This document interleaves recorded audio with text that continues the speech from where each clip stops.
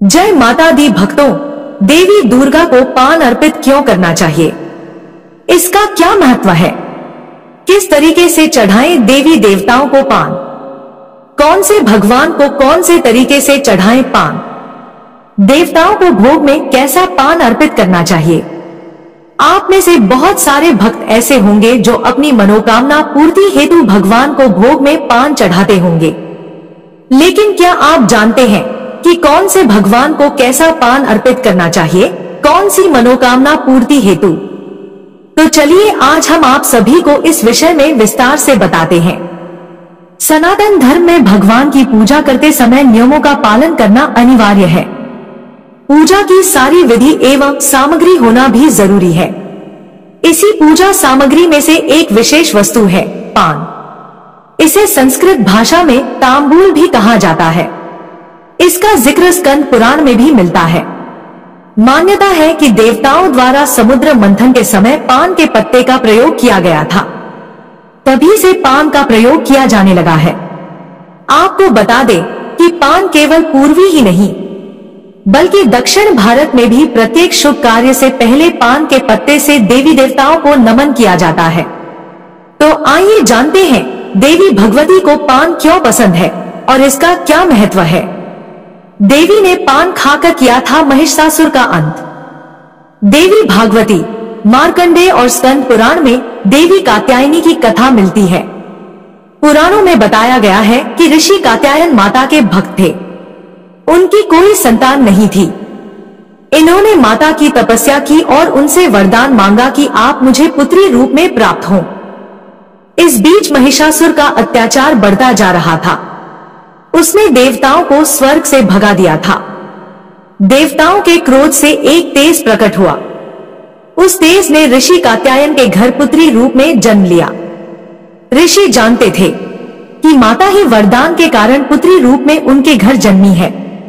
ऋषि ने देवी की प्रथम पूजा की और वह देवी कात्यायन ऋषि की पुत्री होने के कारण कात्यायनी कहलाई। देवी कात्यायनी के प्रकट होने का मूल उद्देश्य महिषासुर का अंत था। आश्विन शुक्ल नवमी तिथि के दिन ऋषि द्वारा पूजित होने के बाद देवी ने कहा कि उनका प्राकट्य महिषासुर का अंत करने के लिए हुआ है। इसके बाद देवी ने नवमी और दशमी तिथि को महिषासुर से युद्ध किया। दशमी तिथि के दिन देवी ने शहद से भरे पान को खाकर महिषासुर का वध कर दिया। इसके बाद देवी कात्यायनी महिषासुर मर्दिनी भी कहलाई और यहीं से देवी को पान अर्पित करने की प्रथा प्रारंभ हुई। देवी माँ को पान में अर्पण करें ये चीजें। पूजन में पान का पत्ता रखना अत्यंत शुभ होता है। ध्यान रखें, पान के पत्ते के साथ इलायची, लौंग, गुलकंद आदि भी चढ़ाया जाता है। मान्यता है कि पूरा बना हुआ पान चढ़ाया जाए तो माता रानी अत्यंत प्रसन्न होती है और भक्त के जीवन में सुख समृद्धि का वास होता है। सनातन धर्म की मान्यताओं के अनुसार पान के पत्ते में विभिन्न देवी देवताओं का वास है। जी हाँ, इस एक पत्ते में ब्रह्मांड के सभी देवी देवता वास करते हैं। इसीलिए देवी भगवती की पूजा में पान जरूर चढ़ाना चाहिए। किंतु पूजा सामग्री के लिए पान के पत्ते का चयन करने के लिए व्यक्ति को बेहद सावधान रहना चाहिए। मान्यता के अनुसार छिद्रों से भरपूर, सूखा हुआ एवं मध्य हिस्से से फटा हुआ पान का पत्ता सामग्री के लिए कभी भी इस्तेमाल नहीं करना चाहिए। पान का पत्ता हमेशा सही सलामत रूप में चमकदार एवं कहीं से भी सूखा नहीं होना चाहिए, नहीं तो इससे व्यक्ति की पूजा साकार नहीं होती। बहुत सारे स्थानों पर पान के पत्ते के बीच पान का बीज एवं साथ ही 1 रुपए का सिक्का रखकर भगवान को चढ़ाया जाता है। कन्याओं को खिलाएं पान, होगा अत्यंत धन लाभ। ज्योतिष शास्त्र के मुताबिक अगर किसी को बार बार बिजनेस में नुकसान हो रहा हो तो देवी भगवती को पान का बीड़ा चढ़ाएं। इसके लिए किसी मंदिर में या घर पर ही सुबह सवेरे नित्य कर्मों से निवृत्त होकर मां दुर्गा को प्रणाम करें और पान का बीड़ा अर्पित करें। इसके साथ मां को अपनी जिम्मेदारियों और समस्याओं का बीड़ा सौंप दें। प्रार्थना करें कि अब मां जो भी मेरे लिए उचित हो वह करें, लेकिन आप कभी भी किसी का बुरा नहीं सोचें। मन में हमेशा ही पवित्र भावना रखें। इसके बाद 9 कन्याओं को एक एक मीठे पान का बीड़ा खिलाएं। जिससे बिजनेस में या किसी कार्य में आ रही रुकावट दूर हो जाएगी और आपकी मनोकामना पूर्ण होगी। गणेश जी को ऐसे चढ़ाएं पान, बनेंगे सारे काम। अगर आपको किसी कार्य में बार बार असफलता का सामना करना पड़ रहा हो तो गणेश जी को पान का बीड़ा चढ़ाना चाहिए। ऐसा करने से वह सभी तरह का मंगल करते हैं। इसके लिए आप किसी भी दिन सुबह सवेरे स्नान करके श्री गणेश जी के मंदिर जाकर या घर में स्थापित गणेश प्रतिमा के सामने सिंदूर में घी मिलाकर या कुमकुम से रंगे चावल से स्वास्तिक बनाएं।